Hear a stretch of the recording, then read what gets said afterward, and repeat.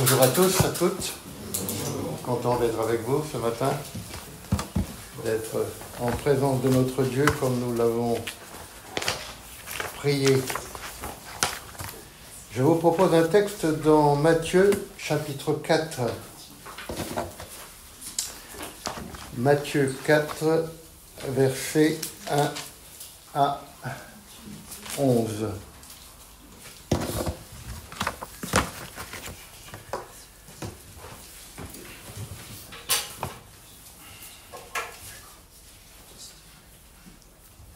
Alors Jésus fut emmené par l'Esprit dans le désert pour être tenté par le diable.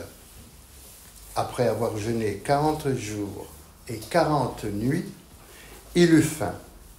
Le tentateur s'étant approché lui dit : « Si tu es fils de Dieu, ordonne que ces pierres deviennent des pains. » Jésus répondit : « Il est écrit, l'homme ne vivra pas de pain seulement, mais de toute parole qui sort de la bouche de Dieu. » Le diable le transporta dans la ville sainte, le plaça sur le haut du temple et lui dit : « Si tu es fils de Dieu, jette-toi en bas, car il est écrit, il donnera des ordres à ses anges à ton sujet, et ils te porteront sur les mains, de peur que ton pied ne heurte contre une pierre. » Jésus lui dit : « Il est aussi écrit, tu ne tenteras point le Seigneur ton Dieu. » Le diable le transporta encore sur une montagne très élevée, lui montra tous les royaumes du monde et leur gloire, et lui dit : « Je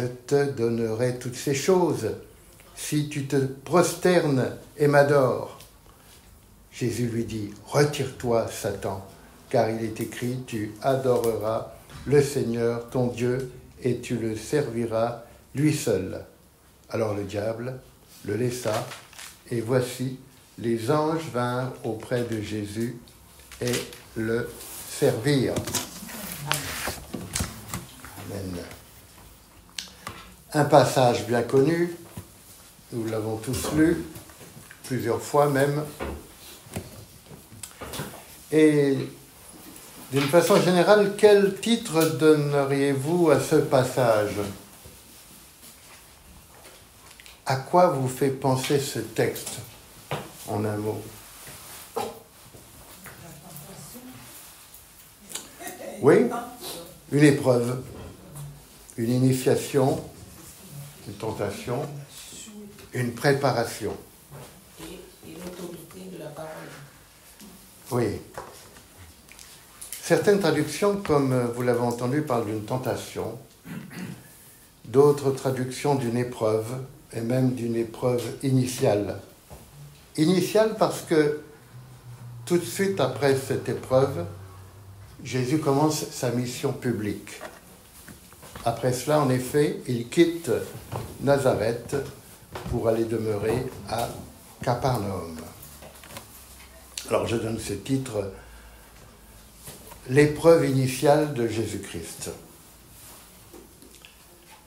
Alors on peut se poser plusieurs questions. Pourquoi une épreuve juste avant le début de sa mission ? On peut se poser aussi la question, pourquoi une épreuve, lui, Jésus-Christ ? Pourquoi, à votre avis ? Parce que Jésus est un homme. Soit il est avant tout Dieu Fils, puisqu'il a toujours été éternellement. Mais, pour la première fois, c'est un homme aussi. Et le Père l'a fait venir sur terre, enfermé dans la peau d'un homme, et même d'un homme simple, semblable à nous. Il est écrit en hébreu, il a été rendu semblable en toutes choses à ses frères, tenté comme nous en toutes choses. La grâce est venue d'un homme, d'un seul homme, Jésus-Christ. C'est bien précisé, un homme. Ne croyons pas que Jésus-Christ pouvait faire ce qu'il voulait. Il ne devait pas agir avec les armes en tant que Dieu, mais avec tout ce qu'un homme normal a à sa disposition. Vous allez peut-être me dire, et les miracles? Jésus nous révèle dans Jean que tout ce qu'il dit, tout ce qu'il fait, ce n'est que les paroles et les œuvres que le Père lui montre. Par conséquent, pas d'initiative hors de la volonté du Père. Ces versets nous le rappellent, Jean 8, 29, « Celui qui m'a envoyé est avec moi, il ne m'a pas laissé seul parce que je fais toujours ce qui lui est agréable. » Jean 12, 49, « Le Père qui m'a envoyé m'a prescrit lui-même tout ce que je dois dire et annoncer. » Jean 14, 10, « Les paroles que je vous dis, je ne les dis pas de moi-même. Le Père qui demeure en moi, c'est lui qui fait les œuvres. » C'est lui qui fait les œuvres. Et Pierre, dans Actes, le savait bien, il précise ceci, que Dieu le Père, a opéré les miracles, les prodiges et les signes au milieu de vous par l'homme Jésus de Nazareth. Il précise bien de Nazareth pour bien montrer son humanité.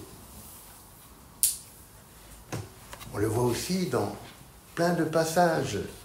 Lazare, souvenez-vous, quand la foule est autour de lui, il va ressusciter Lazare et il dit « Je parle fort, Père, pour que la foule entende et qu'il sache que c'est toi qui réponds toujours, qui m'exauce toujours. » Par conséquent, Jésus était loin de faire ce qu'il voulait par la puissance de sa divinité.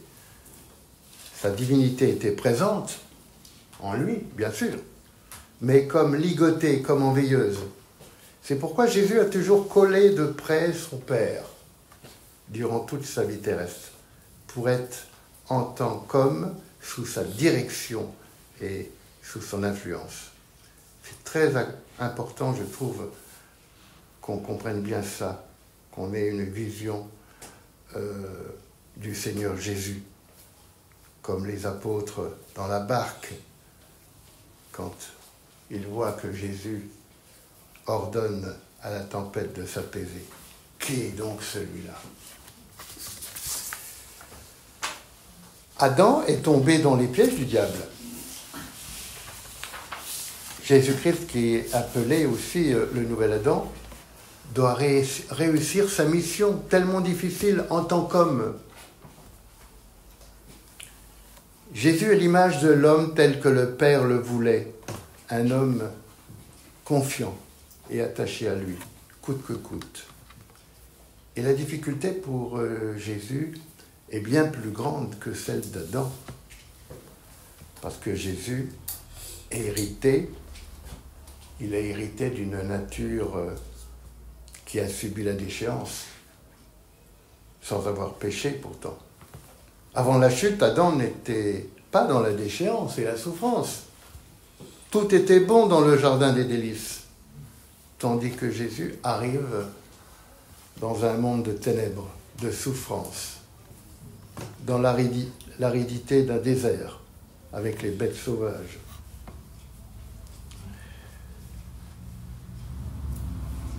Dans Isaïe 53, il est écrit qu'il est un homme simple, habitué à la souffrance. Un homme ayant une nature fragile, comme nous tous. Un homme insignifiant au regard des autres. Pour remplir sa mission, et quelle mission? Apporter la lumière, apporter les paroles et le témoignage du Père, et surtout mourir pour les péchés du monde, ceci en offrant un corps sans défaut. Et Jésus doit le transporter jusqu'au bout, sans défaut. Jésus doit résister à tout pour conserver son corps et son âme sans un seul iota de défaut. Cette mission est comme une montagne incroyable. Accomplir la loi dans toute sa vérité. Et tout homme est préparé, éprouvé, surtout pour une mission délicate. Quels sont les hommes que l'on éprouve dans la vie? Ben, les étudiants, hein. Joseph, tu sais bien qu'il y a des épreuves à la fin de l'année. Les athlètes, sélection, les militaires, les employés. Les employés, ils ont un mois pour voir si ça correspond à l'employeur. Les anciens, les diacres, éprouvez-les avant. Même dans les anciennes tribus, chaque homme était envoyé dans la jungle pour une épreuve initiatique et d'obéissance. Et quand il revenait au bout de plusieurs jours, ayant résisté à toutes les agressions, alors il était reconnu comme un homme adulte compétent. C'est comme les espions aussi, en mission. Les espions qui vont exposer leur vie dans un pays dangereux, on les éprouve durement avant, y compris dans certaines, peut-être, tortures. Va-t-il tenir le coup? Il est écrit en Romains 5, 19, « Comme par la désobéissance d'un seul homme, beaucoup ont été rendus pécheurs, de même par l'obéissance d'un seul homme, beaucoup seront rendus justes. » Et Hébreux 5, 8, « Il a appris, bien qu'il soit fils, l'obéissance par les choses qu'il a souffertes. » Alors voilà, après avoir été baptisé dans le Jourdain avec Jean-Baptiste, il est rempli d'esprit et Dieu le conduit, Jésus, le Père le conduit dans ce lieu solitaire, désert, aride, pour être éprouvé par le diable. Il n'y va pas de lui-même.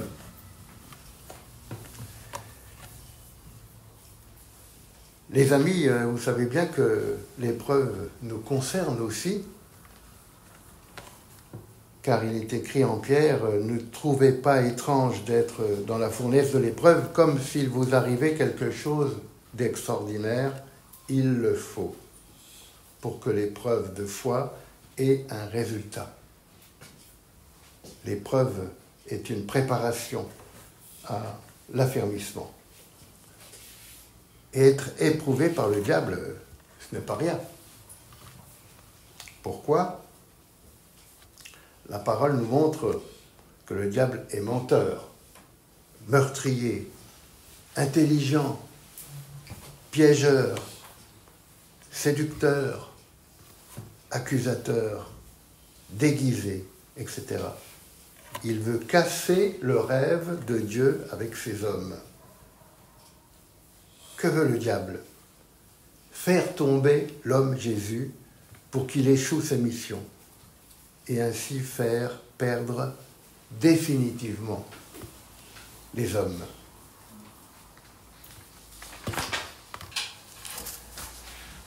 Vous savez qui est Satan?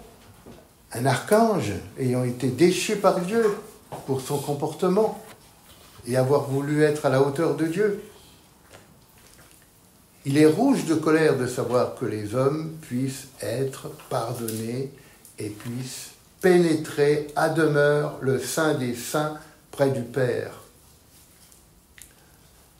Alors voyons la première attaque du diable.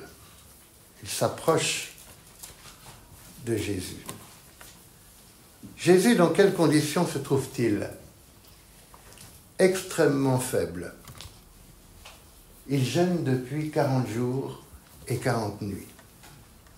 On se demande comment c'est possible, d'ailleurs.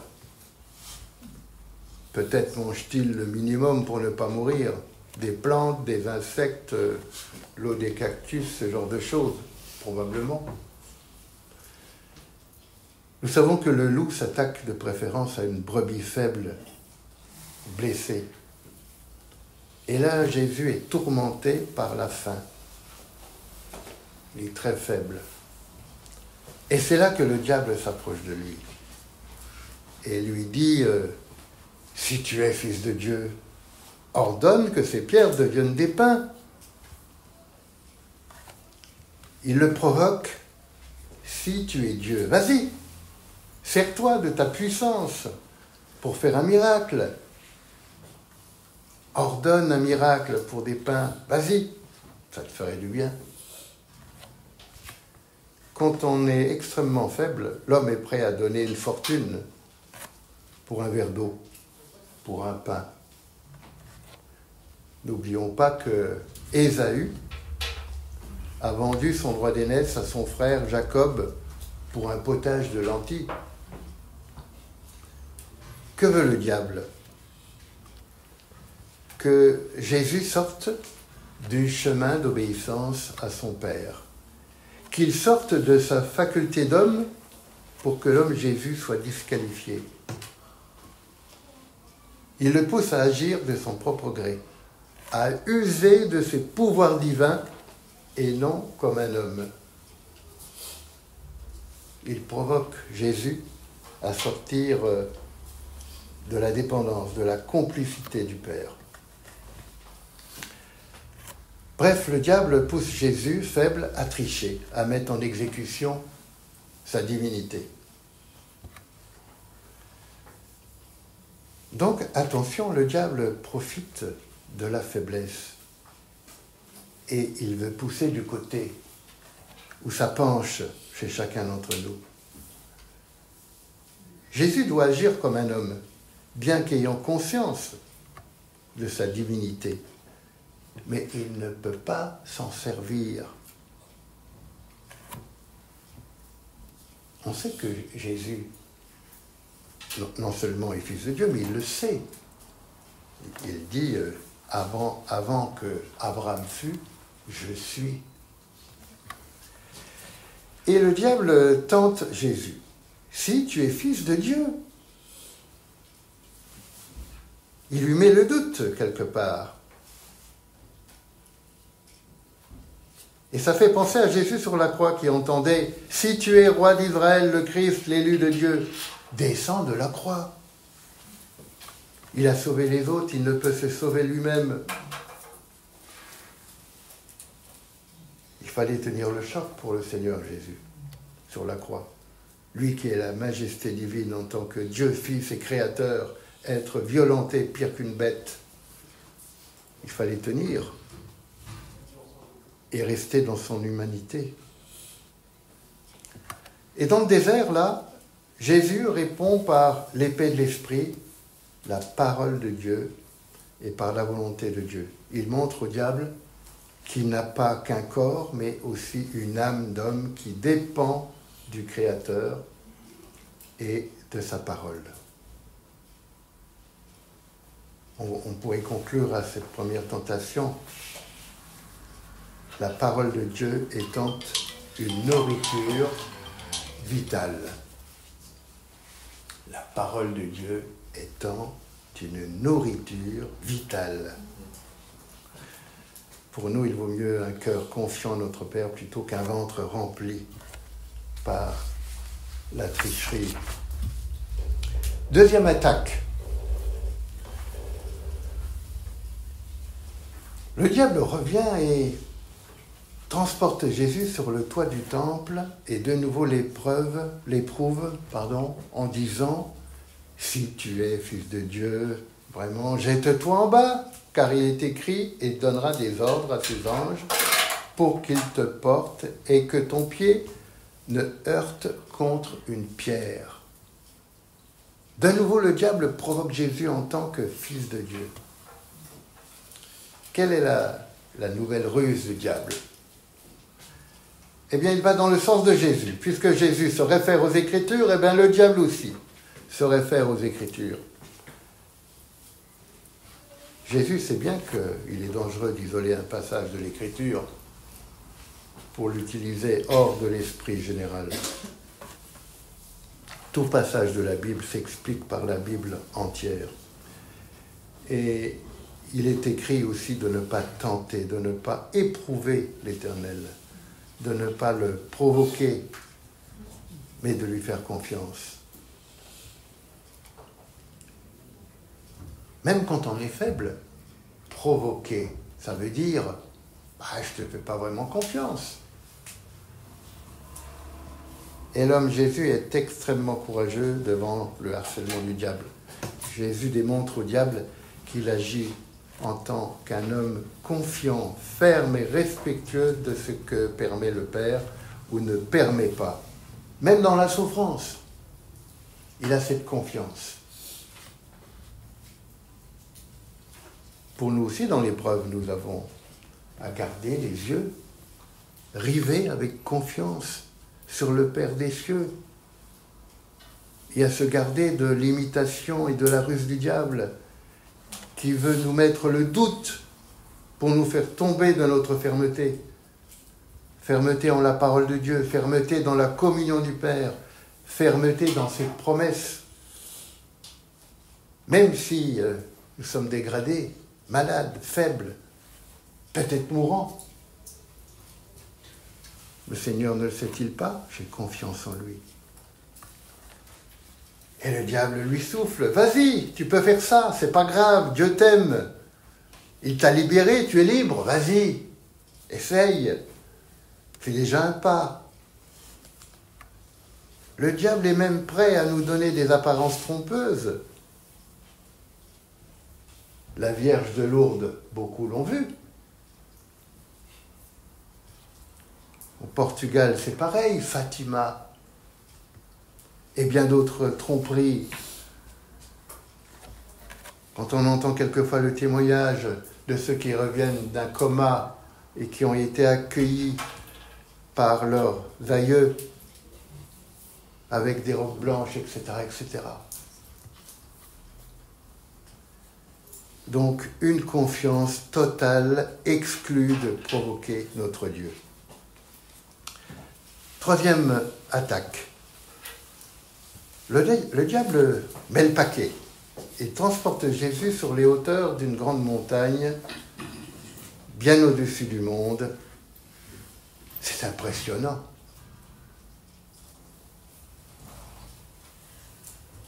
Et là, il s'attaque à l'humanité de Jésus, à sa faiblesse. Il l'a mis en position élevée. Et le diable veut impressionner l'homme Jésus, le séduire. Qu'est-ce que les hommes font quand ils veulent mettre une personne dans leur poche? Le cadeau, la richesse, la séduction, la corruption, la ruse. Ils veulent impressionner. Et sur cette position élevée, le diable lui montre toutes les richesses du monde avec leur puissance et leur gloire. Et la richesse et la gloire d'un roi, ce n'est pas rien. Mais toute la richesse et la gloire du monde, ça doit être prodigieux. Et ça, je peux te le donner. Ça fait tourner la tête de tout homme. Je te donnerai toutes ces choses si tu te prosternes et si tu m'adores.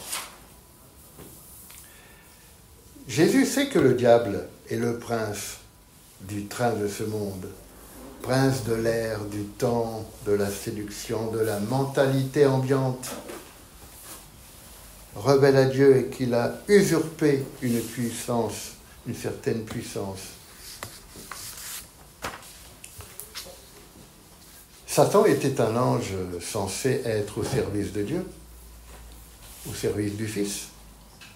Et il veut renverser l'ordre de Dieu en soumettant Jésus à son service. Le serviteur veut prendre la place du maître. Et Jésus résiste droit dans ses bottes, si je peux me permettre, à la séduction du diable en invoquant de nouveau la parole de Dieu et sa volonté. Tu adoreras le Seigneur ton Dieu et tu le serviras lui seul. Les Écritures nous disent « Cherchez le royaume de Dieu premièrement ». Dans Matthieu 6, 33, il est indiqué « Attachez-vous aux choses d'en haut et non à celles qui sont sur la terre ». Colossiens, ne vous amassez pas des trésors sur la terre, amassez-vous des trésors dans le ciel. Et dans Matthieu, que sert un homme de gagner le monde s'il perd son âme? Mes amis, y a-t-il une richesse plus grande que d'appartenir, nous l'avons prié tout à l'heure, d'appartenir à l'Éternel, notre Créateur, à sa majesté, à l'aimer, à le servir, à partager sa joie et la vie éternelle avec lui. Lui qui n'a pas épargné son Fils bien-aimé pour chacun d'entre nous. Lui qui nous a désirés avant que le monde existe. Lui qui nous a conçus, lui qui nous a rattrapés par le salut. Lui qui est riche en bonté, en joie, en justice. Lui qui aime tellement l'homme, qui a préféré briser son cher Fils, en qui il a mis toute son affection, il a préféré le briser pour nous libérer. Car là où est ton trésor, là sera ton cœur. Donc on peut résumer, seul le Seigneur est digne de toute adoration et de toute louange éternelle. En conclusion, admiration éternelle à l'homme Jésus, qui a su se garder des pièges du diable, de la ruse, de l'imitation, de la séduction, en conservant la confiance et la complicité avec le Père, dans une parfaite fermeté.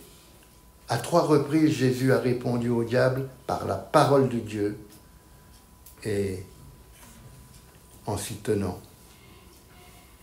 1000 bravos à Jésus qui, dans sa faiblesse d'homme, a fait tout ce que le Père désirait. Dans ces 3 épreuves, Jésus a exprimé la parole de Dieu dans la première tentation. Dans la seconde, la confiance et non pas la provocation. Et dans la 3e, l'amour, l'adoration au Père. Et nous-mêmes, bien sûr, nous sommes aussi confrontés dans nos épreuves à la même chose, à la parole de Dieu, à la confiance et à l'amour de notre Père. Ne croyons pas que le diable veut nous faire peur avec des cornes ou une fourche comme souvent il est représenté. Au contraire, il veut venir à nous déguiser, séducteur, en ange de lumière, en nous souffletant des choses agréables pour nous disqualifier et nous accuser derrière. Il veut nous tenter à partir de notre faiblesse, dans le mensonge, mettre le doute et nous séduire.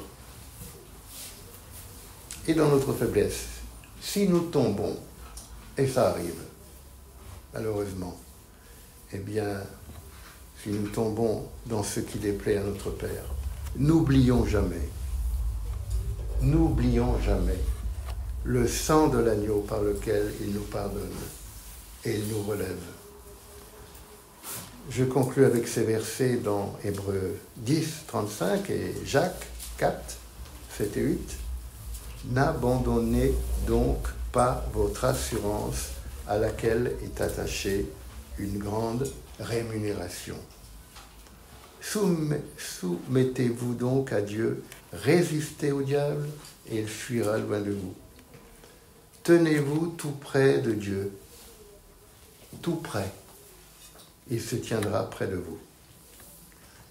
Dans nos épreuves, et nous en avons, car il le faut, notre foi est exercée, entraînée tout au long de notre vie, jusqu'au bout, afin d'arriver en bon état, en honneur à l'avènement de Christ.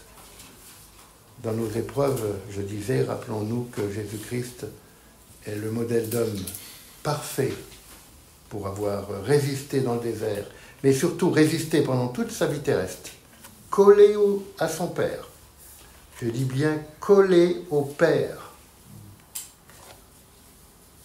Dans tous les miracles, dans toutes les œuvres du Seigneur, évidemment, on ne voit que le Seigneur Jésus, mais il était sans cesse collé au Père. Et la nuit, il priait avec lui. Nous montrons ainsi la marche à suivre dans sa parole, dans sa confiance et dans son amour. Une marche que nous avons tous, au nom du Seigneur Jésus-Christ, selon l'Esprit du Fils, que nous avons reçu, et qui crie « Abba, Père, cher Papa ». Amen. Amen. Soyez bénis.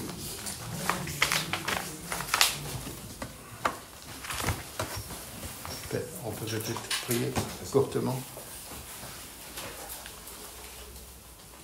Cher Père, Seigneur Jésus, c'est vrai que tu es Dieu Fils, dans la joie et la présence du Père, mais tu es le premier-né d'homme, fils d'homme, tu es un homme dans les cieux, Seigneur. Tu es le premier de cordée, tu es le premier qui nous montre le chemin.